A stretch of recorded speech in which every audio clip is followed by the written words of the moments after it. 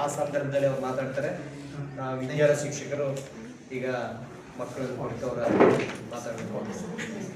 ಎಲ್ಲರಿಗೂ ನಮಸ್ತೆ. ನಾವು ಹೇಳಬೇಕಾದ್ದೇನೂ ಇಲ್ಲ, ಮುಖ್ಯ ಶಿಕ್ಷಕರು ಹೇಳ್ತಾರೆ, ಉಳಿದಿರೋದನ್ನು ಈಗಾಗಲೇ ತರಗತಿ ಶಿಕ್ಷಕರು ಸಾಕಷ್ಟು ವಿವರಣೆಯನ್ನು ಕೊಟ್ಟಿದ್ದಾರೆ, ಹಿರಿಯ ಶಿಕ್ಷಕರಿದ್ದಾರೆ, ಮೇಡಮ್ ಅವರೆಲ್ಲ ಮಾತಾಡಿದ್ದಾರೆ. ಎರಡೆರಡು ವಿಷಯ ನಾನು ಹೇಳಕ್ಕೆ ಬಯಸ್ತೀನಿ. ನಮ್ಮ ಶಾಲೆ ವರ್ಷದಿಂದ ವರ್ಷಕ್ಕೆ ರಿಸಲ್ಟು ತುಂಬ ಇಂಪ್ರೂವ್ ಆಗ್ತಾಯಿದೆ. ಹೋದ ವರ್ಷ ಮಂಗಳಿ ಹುಡುಗಿ ನಮ್ಮ ಸ್ಕೂಲ್ಗೆ ಫಸ್ಟು, ಅದರ ಹಿಂದಿನ ವರ್ಷ ಬರಗಿ ಹುಡುಗ ಸ್ಕೂಲ್ಗೆ ಫಸ್ಟು, ಅದರ ಹಿಂದಿನ ವರ್ಷ ಒನ್ಸೆಟ್ರುಂಡಿ ಮಕ್ಕಳು ಫಸ್ಟು. ಈ ಥರ ಕಾಂಪಿಟೇಷನ್ ಜಾಸ್ತಿ ಆಗ್ತಾಯಿದೆ.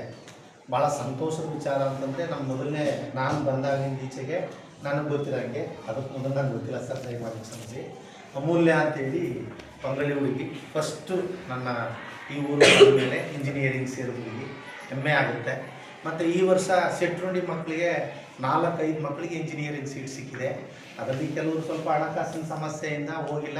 ಇನ್ನಿಬ್ಬರು ಈ ಪ್ರಜ್ವಲ್ ಅಂತಿದ್ದಾನೆ, ಇವ್ರ ಅಣ್ಣ ಶ್ರೀನಿವಾಸ ಅಂತೇಳಿ, ಅವನು ಇಂಜಿನಿಯರಿಂಗ್ ಅಡ್ಮಿಷನ್ ಆಗ್ತೀವಿ ಸರ್, ನನಗೆ ಆದಿಚುಂಚನಗಿರಿ ಸಿಕ್ಕಿದೆ ಅಂತ. ವಿಜಯ ಅಂತ ಇನ್ನೊಂದು ಹುಡುಗಿ ಇಂಜಿನಿಯರಿಂಗ್ ಸಿಕ್ಕಿದೆ ಸರ್, ನಾನು ಹೋಗ್ತೀನಿ ಅಂತಂದು. ಒಂದಿಬ್ಬರು ಮಕ್ಕಳು ನರ್ಸಿಂಗ್ ಸಿಕ್ಕಿದೆ. ಎಲ್ಲ ಗೌರ್ಮೆಂಟ್ ಸೀಟು ₹1 ಇಲ್ಲದೇ. ಅದರ ಒಂದು ಕಾಂಪಿಟೇಷನ್ ಲೆಕ್ಕದಲ್ಲಿ ನಾವು ನಾಗಾಲೋಟದಲ್ಲಿ ಒಬ್ರಿಗೊಬ್ರು ಕಸರತ್ತು ಮಾಡಿಕೊಂಡು ಸ್ಪೀಡಾಗಿ ಹೋಗ್ತಾ ಇದ್ದೀವಿ. ನಮಗೆ ಸಂತೋಷ ಅಂತಂದರೆ ಓದೋ ಮಕ್ಕಳಿಗೆ ಬರೀ ಸಲಹೆ ಕೊಡ್ತೀವಿ, ಇನ್ನು ಓದದೆ ಸ್ವಲ್ಪ ವೀಕ್ ಆಗಿರೋ ಮಕ್ಕಳನ್ನೇ ಜಾಸ್ತಿ ಒತ್ತು ಕೊಟ್ಟು, ಎಸ್ಪೆಷಲಿ ನಮ್ಮ ವಿಜಯಕುಮಾರ್ ಸರ್ ಅಂತೂ ಬೆಂಡೆತ್ತು ಬಿಡ್ತಾರೆ, ಹಾಗೆ ಯಾರ್ಯಾರು ನರುಕ್ತಾರೆ, ಹಂಗೆ ಸಾಕಪ್ಪ ಅನಿಸ್ಬಿಡ್ತಾರೆ. ಯಾರು ಡಲ್ಲಾಗಿ